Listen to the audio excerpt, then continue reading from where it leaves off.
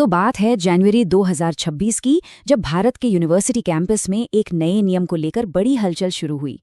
मकसद था इक्विटी यानी समानता को बढ़ावा देना, लेकिन इन नियमों ने एक ऐसी राष्ट्रव्यापी बहस छेड़ दी है जहां एक तरफ सामाजिक न्याय का लक्ष्य है तो दूसरी तरफ प्रशासनिक दखलंदाजी का डर। चलिए इस पूरे मामले को परत दर परत समझते हैं। सबसे पहले हम जानेंगे कि ये विवाद आखिर शुरू कहाँ से हुआ, फिर इन नियमों के प्रावधानों को करीब से देखेंगे, उस बहस के दोनों पक्षों को सुनेंगे जिसने इसे जन्म दिया, इसके राजनीतिक असर को टटोलेंगे और आखिर में ये समझने की कोशिश करेंगे कि भारत की उच्च शिक्षा के भविष्य के लिए इसके क्या मायने हैं। तो ये कहानी किसी पॉलिसी पेपर या एकेडमिक चर्चा से शुरू नहीं हुई। नहीं, इसकी शुरुआत हुई एक इस्तीफे से, एक ऐसे इस्तीफे से जिसने पूरे देश का ध्यान अपनी ओर खींच लिया। ये शब्द है अलंकार अग्निहोत्री के, बरेली के एक सिटी मजिस्ट्रेट, जिन्होंने इन नियमों के विरोध में अपने पद से ही इस्तीफा दे दिया।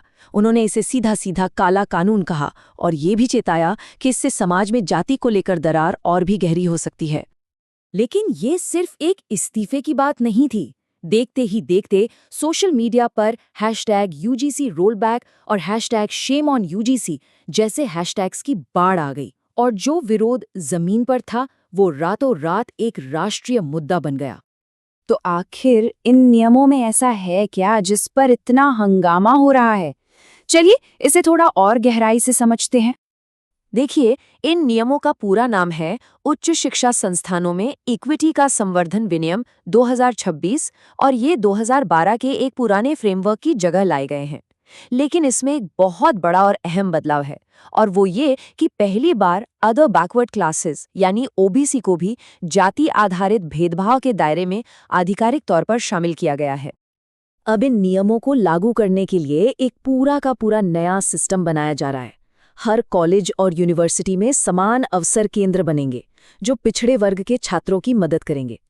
शिकायतों से निपटने के लिए इक्विटी समितियां होंगी, और ये सब ठीक से काम करे इसके लिए सख्त मॉनिटरिंग होगी। और हाँ, अगर कोई संस्थान इन नियमों को नहीं मानता तो उन पर भारी जुर्माना भी लगाया जा सकता है। अब देखिए, मकसद तो सुनने में बहुत अच्छा लगता है। कौन नहीं चाहेगा कि कैंपस सुरक्षित और सबके लिए बराबर हो। लेकिन यहीं से शुरू होती है असली बहस। आलोचकों का कहना है कि इरादा चाहे कितना भी अच्छा हो, इन नियमों को बनाने का तरीका ही गलत है, और इसी बात ने एक बड़ी बहस को जन्म दे दिया है। यूजीसी इन सख्त कदमों के पीछे वजह क्या बताती है? वो एक आंकड़ा सामने रखती है, और ये आंकड़ा सच में चौंकाने वाला है। पिछले 5 सालों में हायर एजुकेशन में जाति के आधार पर भेदभाव की शिकायतों में 118.4% की बढ़ोतरी हुई है। यूजीसी के लिए ये एक खतरे की घंटी है जो बताती है कि अब एक्शन लेना ही होगा। और यहीं पर हमें इस पूरी बहस के दो पहलू साफ साफ दिखते हैं। एक तरफ है समर्थक जो कहते हैं कि ये नियम कैंपस में सुरक्षा और जवाबदेही लाने के लिए जरूरी है, तो दूसरी तरफ है आलोचक जिन्हें डर है कि इन नियमों का गलत इस्तेमाल हो सकता है, बेगुनाह लोग फंस सकते हैं और यूनिवर्सिटीज पर काम का बोझ बेहिसाब बढ़ जाएगा। अब बहस की कुछ खास वजहों पर गौर करते हैं। सबसे बड़ा मुद्दा है इन इक्विटी कमेटियों का कंपोजिशन। नियम कहते हैं कि इनमें एससी, एसटी और ओबीसी समुदायों के सदस्य तो जरूर होंगे, लेकिन जनरल कैटेगरी के लिए कोई तय जगह नहीं है, और यहीं पर आलोचक सवाल उठाते हैं। उनका कहना है कि ये तो सीधे सीधे संविधान के आर्टिकल 14 का उल्लंघन है, जो हर किसी को कानून के सामने बराबरी का हक देता है। तो जो बहस कैंपस और सेमिनार हॉल में होनी चाहिए थी, वो बहुत जल्दी वहां से निकलकर सड़कों, कोर्ट रूम्स और राजनीति के मैदान में आ गई।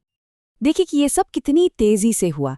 नियम जारी होते हैं और बस कुछ ही हफ्तों के अंदर सोशल मीडिया पर ट्रेंड्स, फिर करनी सेना जैसे संगठनों का सड़कों पर उतरना, मामला सुप्रीम कोर्ट में पहुंचना, और फिर वो हाई प्रोफाइल इस्तीफे। एक के बाद एक घटनाओं ने इस मुद्दे को और गरमा दिया। और जाहिर है, जब कोई मुद्दा इतना बड़ा हो तो राजनीति कैसे पीछे रहती। खासकर उत्तर प्रदेश में, जहां 2027 में चुनाव होने वाले हैं, वहां इस मुद्दे ने एक बड़ा राजनीतिक मोड़ ले लिया है। अलग अलग नेता और पार्टियां इसे अपने अपने हिसाब से इस्तेमाल करने में लग गए हैं। तो चलिए आज के विरोध और राजनीति से थोड़ा आगे बढ़कर देखते हैं लंबे समय में भारत के विशाल हायर एजुकेशन सिस्टम पर इसका क्या असर पड़ सकता है। यहाँ से भविष्य के 2 रास्ते दिखते हैं। पहला रास्ता ये है कि ये नियम वाकई में काम कर जाएं और हमारे कैंपस पहले से ज्यादा सुरक्षित और सौहार्दपूर्ण बन जाएं। लेकिन दूसरा रास्ता थोड़ा डरावना है। डर है कि कहीं इन नियमों की वजह से कैंपस में एक डर का माहौल न बन जाए, एक ऐसी नौकरशाही न हावी हो जाए जो उन संस्थानों को ही खोखला कर दे जिन्हें सुधारने का दावा किया जा रहा है। और आखिर में, जैसा कि एक अखबार के विश्लेषण में बहुत अच्छी बात कही गई, कि असली कामयाबी इस बात में नहीं है कि नियम कितने सख्त या कितने जोरदार शब्दों में लिखे गए हैं। असली कामयाबी तो इस बात में है कि जब ये सारा शोर शराबा खत्म हो जाएगा, तब इन्हें कितनी शांति, कितनी ईमानदारी और कितने लंबे समय तक लागू किया जाता है। तो आज भारत की उच्च शिक्षा एक बहुत अहम मोड़ पर खड़ी है।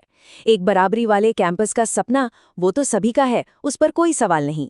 लेकिन उस सपने तक पहुंचने का ये जो रास्ता चुना गया है, उसने ही एक राष्ट्रव्यापी बहस खड़ी कर दी है।